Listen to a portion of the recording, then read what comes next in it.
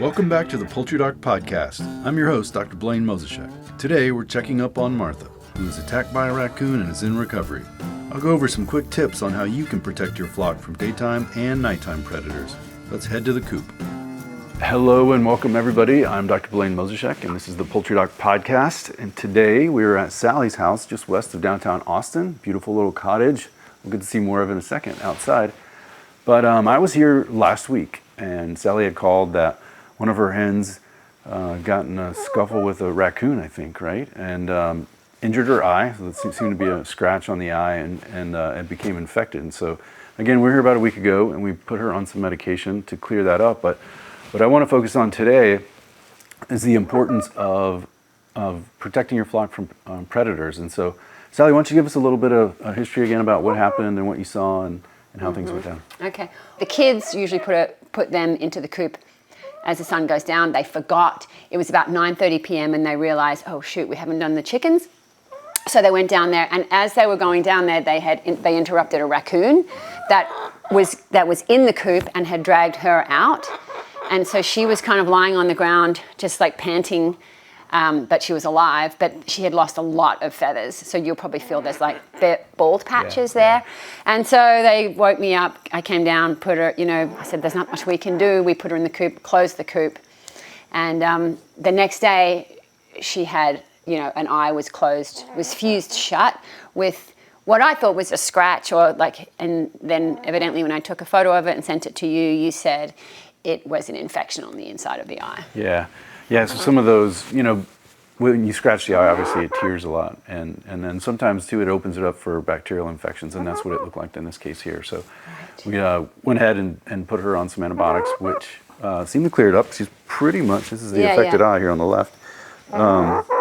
You can see her, a little bit of crusting still left there, but for the most part, the active infection appears to be gone. Yep. But yeah, so it was fused shut until we got the antibiotics. So, I think it took maybe a week from when the attack happened to when we got the antibiotics, and it was shut the whole time. They were pretty important. And then having that ability to free range obviously takes, again, there's more, what's the right word, interactions and stuff. For sure. Free ranging is not very wise if you want to keep your chickens safe.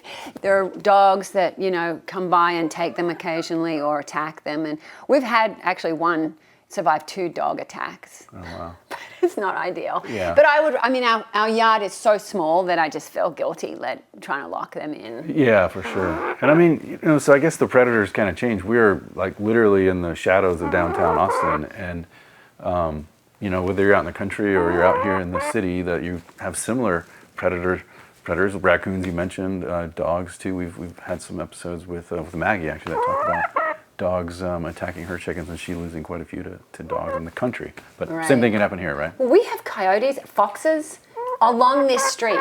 Yeah. We are, as you say, a 10-minute walk to downtown Austin, so they're everywhere. Yeah. Unfortunately. Yeah, and then no daytime hawk. Oh yeah, issues? we've had one taken by a hawk before. Yeah. We've actually had 2 taken by a hawk. Yeah, so predators come from every direction. Obviously, Exactly. There's daytime predators, the dogs and the hawks. Yeah. But at nighttime, we have different predators The here. raccoons are the worst, for sure. Yeah, I know growing up in the country, we had skunks, and the skunks would actually just tear their heads off. That's what we find. And I see that a lot on the forums. People are like, what would do this? Based on what they do, what the predators do, and how you find them anyway, you can often identify what, or at least give you a clue on what it was. So what we'll do is, I know you're probably busy with stuff, but we're going to go outside and we're going to look through the coop and the backyard settings and see if we can identify some ways to help prevent predators from getting birds. And I know these birds are outside most often, but it'll be an opportunity to show others some of the things we could do. Yeah. So one of the things Sally mentioned was predators were able to get under her pen at one point.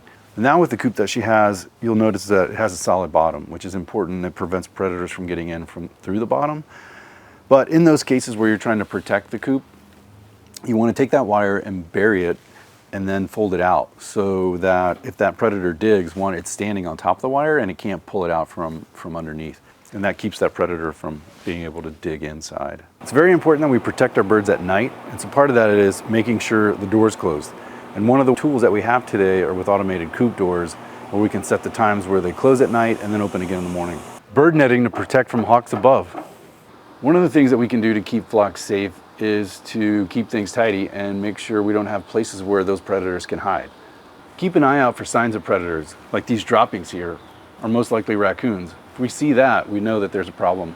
If you do find signs of predators, it's probably a good idea to set a live trap like such. This is a humane way to prevent those predators from getting our flock. Once we capture them, they can be rehomed to a more safe, friendly location for them. So today we visited Martha and checked out her eye after the incident with the raccoon last week. She seems to be doing much better. The eye is healing and she's on the mends. But what we learned and what we talked about was how to protect your flock from predators like raccoons and hawks from above. And we didn't talk about all of the ways to protect them, but we talked about many. And as you learn what specific predators you have, you may employ different means of protecting your flock. So remember, predators have a place in the environment too. We don't want to do any harm to them. They're just trying to eat. Use those humane traps to catch them and try to do your best to remove them from your environment and give them a new one. Thanks for joining. This is the Poultry Doc Podcast, and we'll see you next time. Click that like button, subscribe, share it with your friends.